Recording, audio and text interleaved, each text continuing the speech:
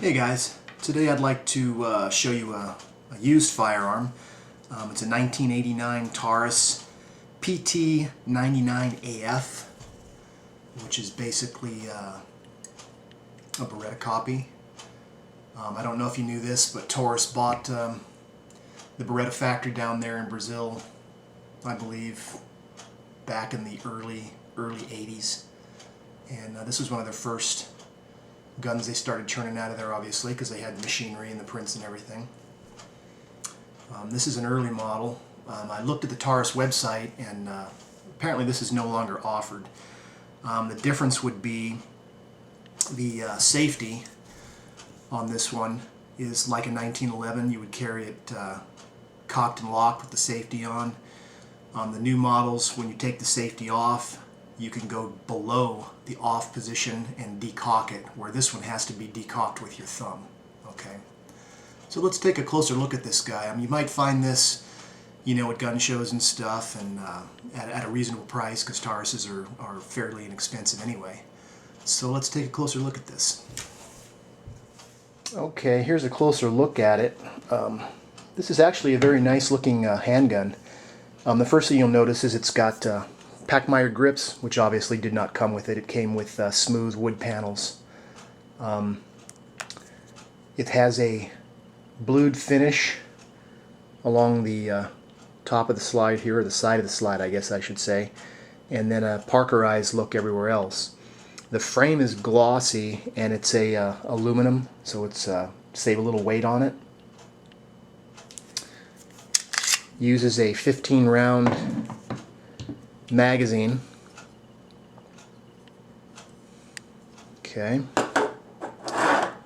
The functioning of it is you're going to be carrying it cocked and locked like a 1911, and since I'm a 1911 guy, I kind of like that idea.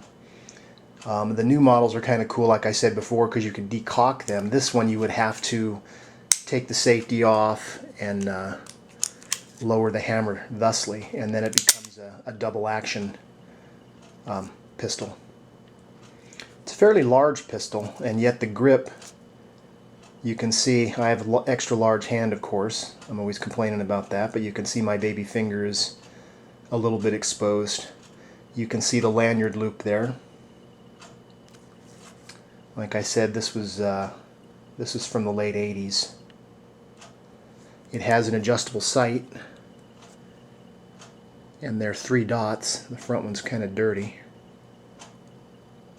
but you can see that the sight is fully adjustable, so you'll be able to dial in for whatever particular load you're going to be using. Fairly complicated design. I'm not an engineer, but for instance, this piece on the outside actually moves forward. You can see this worn mark here from it rubbing there from being fired. You can see it move forward. Seems to me that would be better, on the inside where it's not going to get filled with dirt. The mag release is fairly small. It's kind of difficult to get without switching your grip around. And this is the takedown lever, and I'll show you how it comes apart. And even that is overly complicated. It has a plunger here which prevents it from moving. Okay, on the other side, this is the other side of that plunger. It's spring-loaded, and you have to push that in order to rotate the takedown lever to get the slide off. So basically you'll push it with your finger and then rotate that there, and then your slide is going to come off. Okay, let's take a look in the frame here.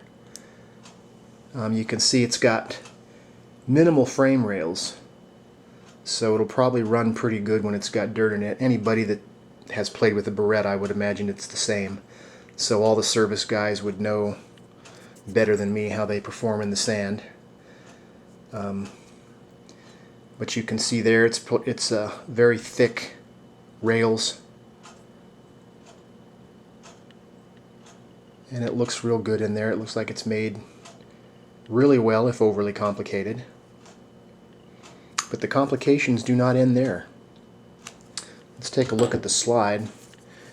Okay, we've got a full-length guide rod which is, you know, not unusual. And it pops up and out like most 9mm or other caliber handguns. I shouldn't say 9mm. And then the barrel tips up and comes out. Let's look at the slide. And the slide looks pretty darn good in there, if you can see it in this light. If I can hold it in front of the camera. It's kind of hard working around this camera. But you can see it there. It's a steel slide. And it looks pretty good. My experience with Tauruses have kind of been hit and miss. Sometimes they work really well and sometimes you get a sucky one. But that's just been my experience. So there's the slide. Now the barrel, you would expect just a regular barrel, but no, that's too easy. We have a pin here which floats in this hole, is retained by this roll pin. And then we have this extra piece here, which is what's going to allow the barrel to move up and down during the cycling. So they chose to do kind of a, I think, a more complicated design. Obviously the military chose this. I would assume this is what's in a Beretta. Then again, I don't know. I've never had a Beretta. If you jiggle this, you can get it out of there. See if I can do it on camera. There you go. So you've got this block piece you're going to have to take out when it gets covered with crap when you clean. So there again, more complicated. There's a close-up look at that plunger. And the barrel's parkerized.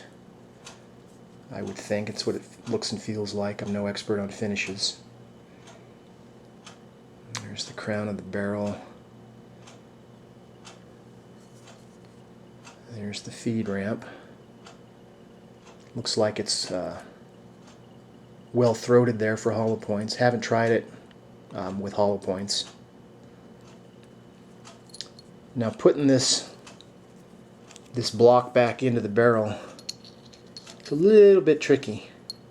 You've got to jiggle it just right. Hopefully I can do this really quick without boring the crap out of you guys, or I'll have to do it off camera. It's kind of hard to do working around it.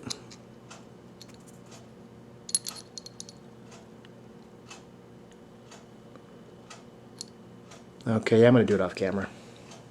Okay, I'm back. It's back in. Took just a second. Just needed a better position for it. So anyway, this seems like an overly complicated design to me, you know, compared to Glocks, XDs. You know, even the 1911 seems simpler than this. But hey, apparently it works. Reassembly is the reverse. Drop the barrel in like you would any pistol. It comes apart like this. And then we'll get your recoil spring in there. Let's see if I can do this on camera. There we go. Got that in there. Slide your frame back on thusly. Something's holding me up here. Something ain't right. And working around the camera. Don't do that. That's why sometimes safety glasses are good if you've got really strong recoil springs. That plunger or that guide rod hits you in the eye, and that could be it. There we go. Now we're going back together. And then the takedown lever has to be rotated. There's a slot up here in the slide that it fits in, and you have to get that sucker up like that. There we go. Okay, there's your slide release. I'm looking at controls, which is far enough forward that if you have a big thumb like mine, I don't think I'm going to be interfering with it with my overly large thumbs. So there's the PT99AF. Okay, let's see what that trigger pull is. I'm going to use my Lyman electronic trigger pull gauge. Try and catch the center of this trigger since it's rounded, and we'll see what we got here.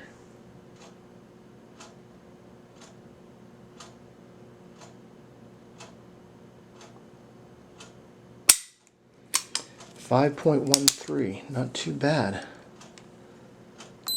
Let's try another one.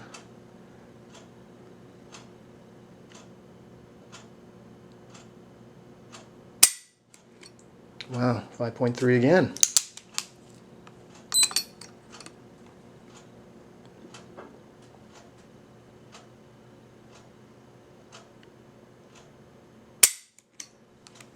I think I pulled it a little bit past what it would have been.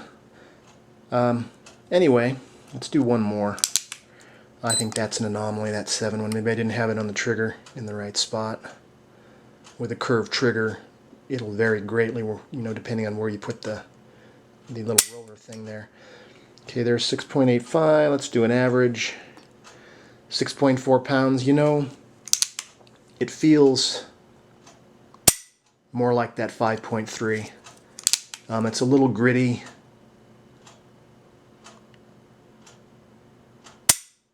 And there's a little creep in it, but it's not a bad trigger. Obviously I felt a lot better, but it's not that bad. And double action, of course, I don't know if my pull gauge will do a double action. I think it'll go beyond its capability. Yeah, 11 pounds. So not bad. Anyway, here's a trigger pull. The Taurus PT99AF. Find it at a gun show in the used table, and it might be a good shooter for you. Thanks for watching. Okay, here I am at the range, firing the Taurus for the first time. I'm at 15 yards. Get you a good look at the pistol here. It works good, feels good in the hand. It's pretty accurate. A couple things I don't like about it are the magazine release, which is kind of short. I think it could be longer. I have difficulty getting it to drop out, as you can see here. Just doesn't want to go. One of the mags I'm using, though, is a ram line, and it doesn't want to drop free most of the time anyway. But here is trying the Taurus mag, and it doesn't want to drop free either.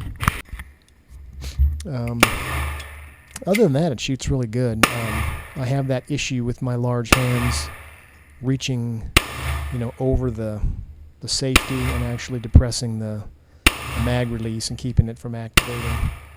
So that's something I have a problem with lots of different, weapons, not just this one. And you'll see it in this scene here where I have it. You can see my thumbs curled down there like I would shoot a 1911. And then, of course, it doesn't lock back, as you saw there. So this time I got my thumb angled up a little bit. Yeah, got to work on that. But after you've been firing a 1911 for so many years, it gets pretty hard to redo everything. So anyway, the Taurus is a pretty nice weapon, and you can find it at a good price used, and I don't think you can go wrong with it. Let's see what my target looks like here. Bring it on back. Here it comes.